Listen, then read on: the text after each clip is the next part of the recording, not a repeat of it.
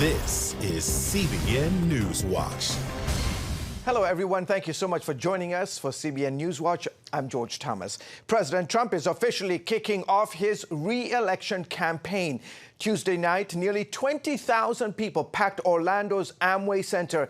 Some waited almost 2 days in the heat and rain to get a seat at the president's kickoff rally. According to Republican National Committee, Trump has raised almost $25 million in contributions in less than 24 hours. While the president has strong supporters, a new poll shows him trailing the Democrat frontrunners. Charlene Aaron reports. Thousands of enthusiastic supporters packed an Orlando arena as the president officially kicked off his bid for re-election in 2020. I stand before you to officially launch my campaign for a second term. The president touting his accomplishments such as the economy. The unemployment rate is the lowest rate it's been in over 51 years. And foreign policy, emphasizing closer relations with Israel. We recognized the true capital of Israel and opened the American embassy in Jerusalem. On immigration, repeating his earlier statement to begin deporting millions of people living here illegally, leading the crowd in what's become a rallying cry for his supporters.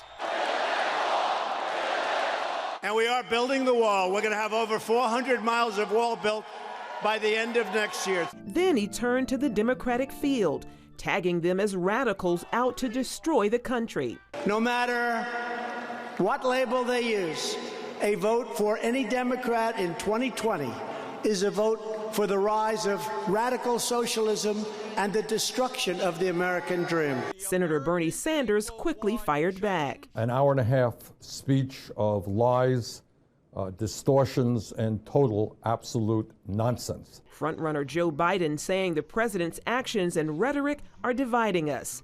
The president begins his campaign in the face of tough issues. This week, sending 1,000 troops to the Middle East as tensions rise with Iran, the Islamic regime threatening to take steps towards making a nuclear weapon. Meanwhile, the president is facing criticism from business groups over tariffs on Chinese goods as he negotiates a trade deal. The president says he's making progress. I spoke to President Xi, terrific president, a great leader of China. Spoke to him this morning at length. And we'll see what happens. But we're either going to have a good deal and a fair deal, or we're not going to have a deal at all, and that's okay too. A deal with China could provide a timely economic boost in key battleground states where the president is trailing in the polls. Florida is considered a must-win state for Democrats and Republicans. While Trump won the Sunshine State in 2016, a Quinnipiac University poll released Tuesday shows Biden leading the president there by 9 points and Sanders up by 6. Charlene Aaron, CBN News. Thank you, Charlene. Acting Secretary of Defense Patrick Shanahan will not be moving forward in his confirmation process. The president made the announcement in a tweet yesterday saying Shanahan will be instead focusing on devoting more time to his family. The current Secretary of the Army, Mark Esper, will replace Shanahan. The position has not been filled permanently since General James Mattis retired in January following policy differences with the president. Facebook has announced it wants to launch its own cryptocurrency called Libra, but the plan has already run into a wall of opposition both in Washington and in the capitals of Europe. Dale Hurd has more from the CBN newsroom. George, it took less than a day for politicians and regulators to push back against Facebook's planned move into cryptocurrency.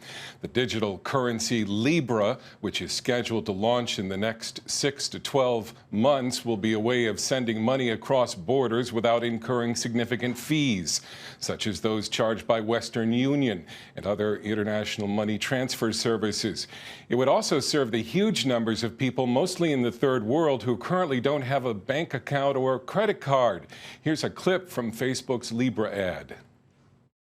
What if everyone was invited to the global economy with access to the same financial opportunities? Introducing Libra, a new global currency designed. And while Libra would definitely meet a need for many who don't have access to banks, the question for critics is whether Facebook is the company that should do that. Facebook's motivation is not making money off the currency.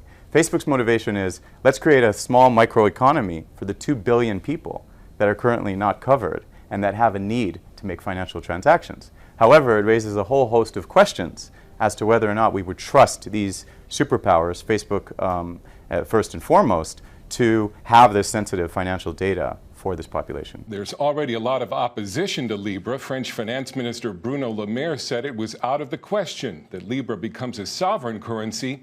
In Congress, the chairwoman of the House Financial Services Committee, Representative Maxine Waters, has made it clear she doesn't like the idea, and the ranking Republican on the committee has called for hearings. George, back to you. Facebook making some big moves here. Thank you, Dale.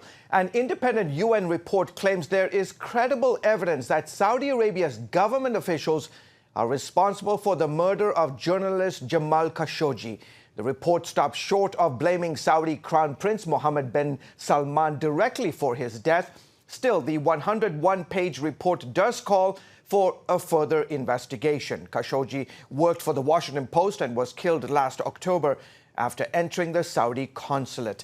His murder came as the Crown Prince cracked down on democracy advocates, journalists, and perceived dissidents in Saudi Arabia. Still ahead, a historic day in Washington. Hear why some lawmakers are pushing for slavery reparations.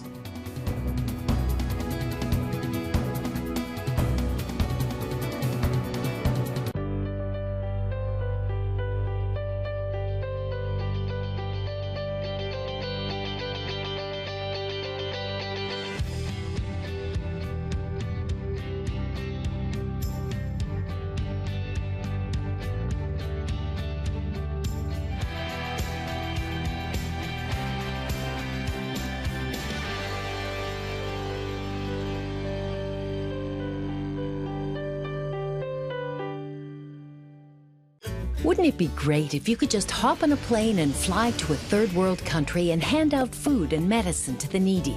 And wouldn't it be great if some of those people came to know Jesus as their Savior because of your help?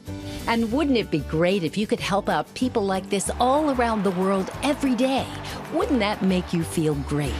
And what if you could do all of this without having to leave your home or write monthly checks? Well, you can. Partner with CBN and you can help spread the gospel all around the world and make it a better place. And when you sign up for Pledge Express, your contribution will be deducted from your bank account every month automatically. It's a safe and simple way to make a difference. Plus, wouldn't it be great to get life-changing teachings every month from Pat and Gordon? When you sign up for Pledge Express, you'll save time and money, and you won't just sit around and watch the world go by. You'll help change it for the glory of God. Now, wouldn't that be great? When you care, souls are set free. When you give, lives are made new. When you share, eternal life begins. When we all come together to love, miracles happen. Welcome back to the CBN News Channel. The debate over slavery reparations took center stage today on Capitol Hill. House Democrats held a historic hearing about whether the descendants of slaves in the United States should receive compensation. Witnesses, you can see there, included presidential candidate Senator Cory Booker. And so we as a nation have not yet truly acknowledged and grappled with racism and white supremacy that has tainted this country's founding and continues to persist in those deep racial disparities and inequalities today. Several Democratic presidential candidates have endorsed exploring reparations, but have stopped short of endorsing direct payouts for African Americans. On Tuesday, Republican Senator Mitch McConnell weighed in on the matter during his weekly press conference. Yeah, I don't think reparations for something that happened 150 years ago for whom none of us currently living are responsible is a good idea. We've, tried to deal with our original sin of slavery by fighting a civil war, by passing landmark civil rights legislation. If the reparation measure passes, the bill would establish a commission to study and develop reparations proposals for African Americans. In a recent interview with the Des Moines Register, Democratic presidential hopeful Senator Kirsten Gillibrand from New York compared being pro-life with being a racist. Take a look. Saying that it's okay to appoint a judge who's racist or anti-Semitic or homophobic. Asking someone to appoint someone who takes away basic human rights of any group of people in America. There is no moral equivalency when you come to racism. And I do not believe there's a moral equivalency. Senator Gillibrand also said if elected, she will impose a litmus test on all her judicial nominees. Her comments are not sitting well with Roland Warren, president and CEO of CareNet, a network of pro-life pregnancy centers. He joins us now. So you head up a large pro-life organization, and you're also African-American. What bothers you most about Senator Gillibrand's remarks? Well, I mean, I think first I just tell everybody I'm not a racist. I mean, I'm pro-life. I love black people. I have friends that are black people. Some of my best friends are black people. My mother was a black person, so was my father. And so just to equate a pro-life position, because I am pro-life as well, with racism is just sort of a ridiculous kind of an argument. Because when you really think about what racists actually do, or did rather, they enslaved folks that look like me. They lynched folks who look like me. They denied the right to vote to folks who look like me. And in fact, they were working totally against the perspective of protecting the vulnerable. And when you think about it, we talk about life, liberty, and the pursuit of happiness, and the first of them is life. And certainly, if you were a racist, your best strategy would be basically to be eliminating folks who look like me and not give them life. And over 19 million African American babies have been aborted since Roe v. Wade was decided, and we're just 12% of the population, but 35% of the abortions. So it's exactly the opposite comparison that she's making, and it's the wrong one to make. And from my perspective, it diminishes what it actually means to be a racist. And Mr. Warren, if you can speak to that very point, why do you think someone would make such a comparison, calling the pro-life position equivalent to racism? Well, I think that it's to shut down debate. This isn't an issue of race; it's an issue of life, and life knows no color. All life is sacred and is worthy of protection. And that's the conversation that we should be having. So trying to make an argument that it's racist in order to just sort of shut down debate and make it sort of like you don't even have a voice in the public square related to this. I mean, it's a disingenuous way to actually address the issue. And I know that as a person who, frankly, had a situation, unplanned pregnancy when I was in college, and the abortion option was offered to us, and we didn't take it. We got married and raised our child. So that's the kind of conversation we need to have, not one where we're trying to shut down debate by calling folks names. Senator Gillibrand is not the only Democrat presidential candidate who holds pretty radical views when it comes to abortion. Why are they pushing such a hard-line agenda? Well, I think that when you look at what's happening, life is compelling. When you look at what the pro-life perspective has, or as we talk about the pro-abundant life perspective has, we are actually doing what this country was really founded to do in many, many ways, in terms of trying to give folk an opportunity for life, liberty, and the pursuit of happiness. And, we can't let someone's pursuit of happiness deny someone else life and liberty. And I think that when you start to look at it that way, there's a concern that if you really start to see what abortion really looks like and the impact that it has on communities, particularly communities like mine, it's not a very pretty picture. So it's better just try to shut down debate, shift the conversation away from something that's truth and away to something else that's a kind of a diversion, instead of really having a good conversation about abortion, the missing support that women and men need who are at risk for abortion, those kinds of things. Yeah. Last question, last minute here. What's the best way for pro-life Americans to push back against this agenda? Well, again, I do say, hey, we're not a racist, but I think that the big thing in terms of CareNet, and you can find us at care-net.org, is really this notion of offering compassion, hope, and help to folks who are at risk for abortion. A lot of our work is really focused on why do women want abortion to begin with, that missing support, and how we can step into that gap. So as we work to overturn Roe v. Wade, we still need to be coming alongside folks and offering them compassion, hope, and help, so that abortion doesn't seem like it's the only option that they have. And in fact, even if we overturn Roe v. Wade, that's the kind of work that we need to be doing from a pro-abundant life perspective, which is what we talk about at CareNet. Okay, terrific. We'll have to leave it there, Roland. Thank you so much for joining us on the broadcast. Roland Warren with CareNet. Great to have you here, sir. Thank you. You're most welcome. Coming up, we'll hear from a family advocate in an East European nation why he is pushing back against a pride parade in his city. That story in a moment.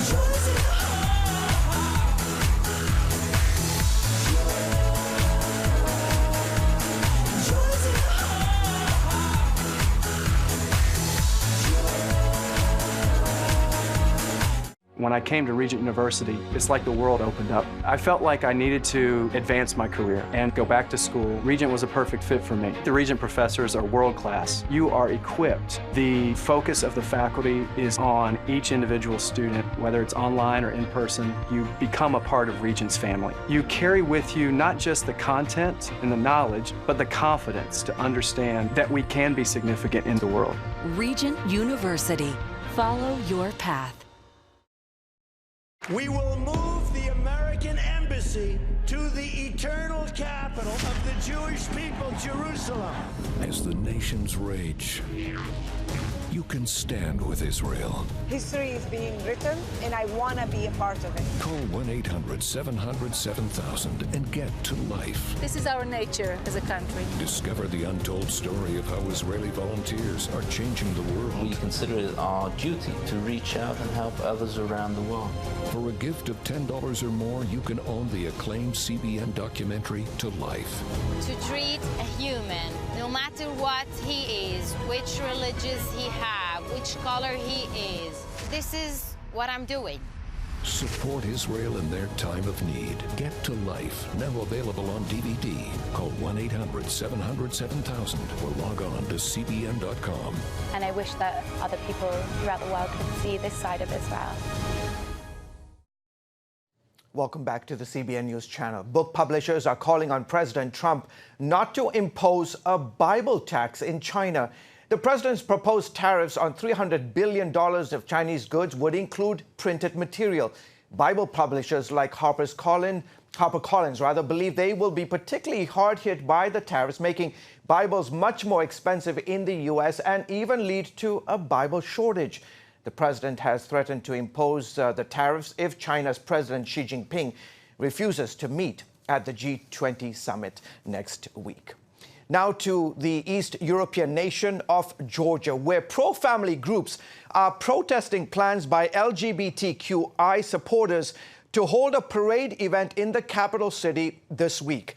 Georgia, one of the oldest Christian countries in the world, has been fighting an aggressive gay and lesbian agenda for years, largely funded by liberal groups in the United States and Europe. Scuffles broke out this week on the streets of Tbilisi, the capital, between those for and against the Pride event. The head of Georgia's Orthodox Church believes holding the Pride events will offend Georgia's largely Christian society, and he urged gay activists to call off their plans. Levan Vasadze, a leading pro-life advocate, said his country will not accept a sexual lifestyle that runs contrary to Georgia's family traditions and Christian values. we still have a very strong sense of virtue and sin. Sin is something to be ashamed of, and we will not allow normalization, glorification, and celebration of sin. This is not our way. Joining me now from the capital city of Tbilisi is Levan Vasadze. He's been playing a vital role in pushing back against the LGBTQ agenda in Georgia. Levan, thank you so much for coming on the show. You believe there are certain liberal groups, primarily in the United States, that are trying to erode Georgia's Christian heritage and values, right? Hi, George. Yes, and I wish he was only in Georgia. I actually wish he wasn't in Georgia or anywhere else in the world. But we know that this is the ugly heritage from the last 2 decades, basically, of the liberal domination, which befell upon the world after the collapse, and thank God, collapse of the Marxism. And when we lived inside Soviet Union, we longed for the Western freedom. We looked at the United States as the shining city on the hill. Freedom of speech, freedom of religion, freedom of private enterprise, and what a disappointment it has been. Little did we know that in that time, an erosion of basic fundamental Western American, if you'd like, values was on the way. And when we met, the picture was completely different. In this poor country where 1% of population lived below the poverty line when Soviet Union collapsed, now 10% of population live below that line, and we have halved in population from 6 million to 3 million, largely because of the unlimited liberal policies on abortion. UN has placed us on the list of endangered nations and languages, and basically we're being exterminated. Yeah. And this looks like the last coffin now the last nail in our coffin. Levan, LGBTQ activists say they will hold the Tbilisi Pride event even though they don't have permission from your country's Ministry of Internal Affairs. What's your reaction to this? We're worried for them. Yesterday they had a huge interactive live on the main television channel, and people were asked, do you want the Pride to be held, the so-called Pride to be held? We don't understand what's there to be proud of. And 97% of people said no, and 3% said yes. And so we see a clear and present danger of violence. And because our fragile puppet state is under tremendous pressure by the likes of George Soros, the U.S. Embassy here, unfortunately, we said that if our government cannot protect these people, we will. And so we called on the conservative, what you call conservative, basically, you know, hardworking men, fathers of families. We said, let's go there. And if they still do it, and if our foolish police tries to hold some sort of a shield there, we're worried about. They're trying, basically what their plot is to turn us into a mob, and we don't want to allow it. And so we said, we'll go in there with empty hands, white handkerchiefs on our hands, break through the police cordons, and remove whoever is there before something terrible happens to them,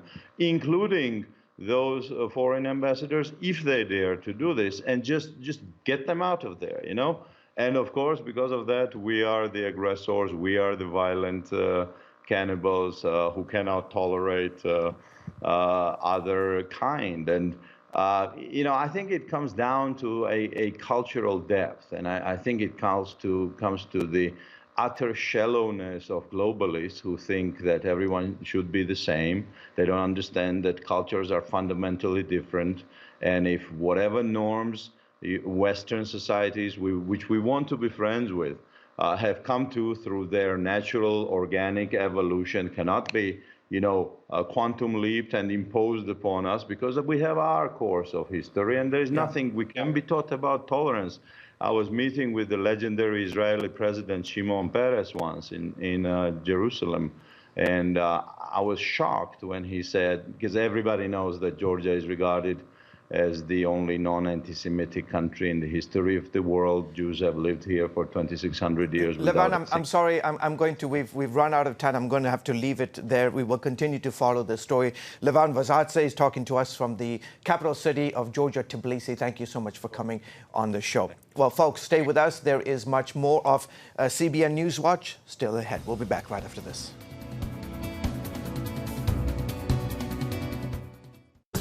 It's the new Superbook Bible app. It's packed with games, activities, and Superbook episodes that you can watch for free. Oh, no! There's trivia, a fun daily devotional, and answers to your Bible questions. Plus, an easy-to-understand Bible the whole family will enjoy. You can even create your own Superbook character. Ta-da! It's the new Superbook Bible app. Free downloads on iTunes, Google Play, and Amazon. Young people, millennials, are flocking to church. It's not an exaggeration to say that we love to meet them and that we love to know their stories. Come home to the Southern Gospel Station from CBN Radio. You'll enjoy a rich Southern blend of bluegrass, classic gospel, and Southern Gospel favorites. CBN Southern Gospel. Available now at cbnradio.com. Woohoo! Hi, Superbook fans. Here's something else you'll love. It's the new Superbook Bible app. It's packed with games, activities, and Superbook episodes that you can watch for free. Oh, no! There's trivia, a fun daily devotional, and answers to your Bible questions. Plus, an easy-to-understand Bible the whole family will enjoy. You can even create your own Superbook character. Ta-da! Whoa! A Millsburg Falls man coming. Sorry, pardon me. Sorry, excuse me. Ouch! Are you getting this? Earn super points to win daily prizes, too. And so much more! Time to get back to my adventures. See you soon. It's the new Superbook Bible app. Free downloads on iTunes, Google Play, and Amazon.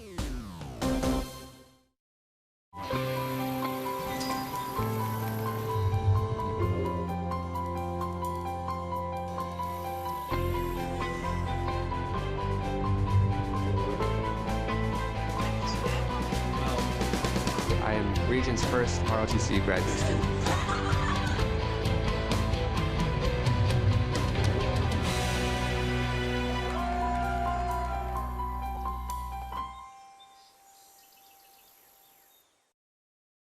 And welcome back to the CBN News channel. Kirk Franklin is a name synonymous with gospel music hits. Fans have been waiting for his next project, and it's out now. We got a sneak peek in this week's Studio 5. Take a look.